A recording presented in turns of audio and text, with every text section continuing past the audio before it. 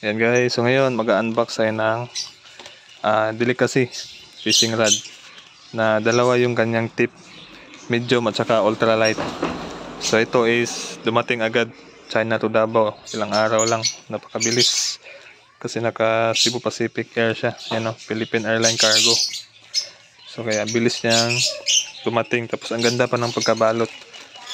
Yan o, yung may bubble talaga, yung may hangin ang ginamit nila. Hindi ko alam anong tawag nito. Yan o. Nagduda nga yung delivery rider nito kasi parang wala daw laman. Kasi hindi niya alam. Ito is fishing rod. Yan o. Meron tayong isa pang fishing rod dito na fake Daiwa. Nabali kasi biglang nag-lock yung bail. Kahit rattler yung ginamit ko, biglang nag-lock yung bail. Kaya nabali siya. So, pinagawa ko kahapon. Tapos kanina umaga, pilit ko siyang na-bend kasi meron siyang medyo deform konti, nabali ulit. So ayan, fake Daiwa po ito. Nito, hiniram ko na lang tong rod na to na sunggaliang. Tapos ito yung ating bagong dumating na reel, Casking Sharky 3 na 3000 series. So proceed tayo dito sa ating Delicacy na fishing rod.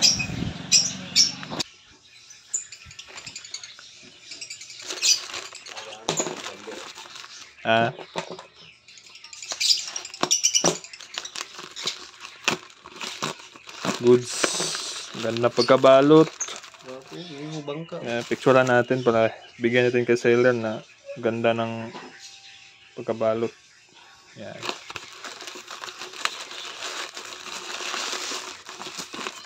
Yung ibang rod kasi dito karton lang, yung anong tawag yan, anong Tagalog ng karton yan, karton pa rin, di ba? Yan o, picturean ulit natin. Yan, wait lang guys ha, kasi i-rate natin yung seller. Ito yung nagustuhan ko sa seller na to, lalagay ko na lang dyan sa screen kasi may dumating na order sa ibang customer, bali yung tip pinalitan agad nila. Ilikramo nyo kaagad, huwag nyo yung i-click yung receive kung sa Lazada kayo, click nyo yung return or refund. Yan, Delicacy S602. Yan o, picturean natin ulit. Mablos sa natin. Next time magkakapong tayo, pero dito lang muna tayo sa at least experience natin, di ba, yung mga ganitong quality. Yan na, dalawa yung kanyang tip. Ang nipis, ang nipis, hawakan mo muna. Yan o, yan, nipis. So una nating tatanggalin is yung kanyang main rod or yung yan, may kulay yellow green na siya. Ay yan, ang ganda, ang nipis. Ang sulit nito. Tapos yung medium or ML, hindi ako familiar ha, basta ganun na lang in order ko, or labas na lang natin tong dalawa. Yan, so ito siya, ito yung ultralight nya, ito yung medium. Sorry guys, hindi ako expert sa ganito, pero ang medium kasi na ginagamit namin dito is ganito siya kalaki. Mas maliit to, yung Delicacy. Sana dito mabali agad. Delikado to sa rattler, lalo na pag biglang mag-lock yung bail. Naranasan ko kasi yun, nag-lock bigla, naghabang pag-cast, biglang nag-lock yung bail kaya nabali yung rod. Kapo,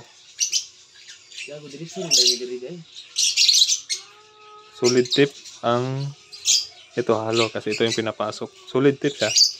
Ito na to. Ay, halo. Hindi siya solid tip guys. Halo siya, both halo. Hindi lang kita. No?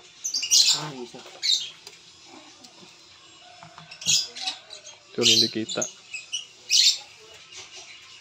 Yan. So, may nanaan pa sa'yo pa kaya maka-return ko ano.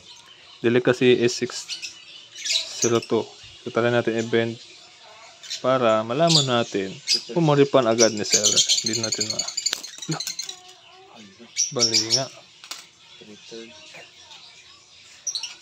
Yun lang.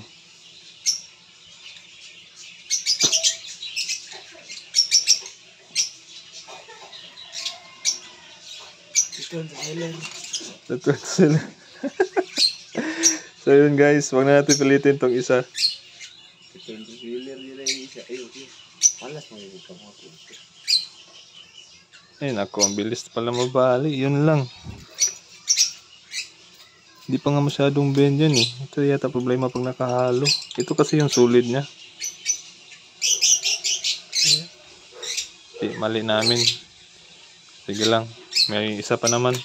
Return to seller. Hindi natin yung return to seller kasi alam nila yung maganda yung packaging nila eh. Yan o, imposibleng mabali pa yan.